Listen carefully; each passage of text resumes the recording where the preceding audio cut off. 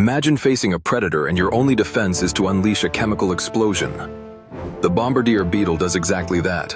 When threatened, this tiny insect mixes two chemicals, hydroquinone and hydrogen peroxide, in a special chamber inside its abdomen.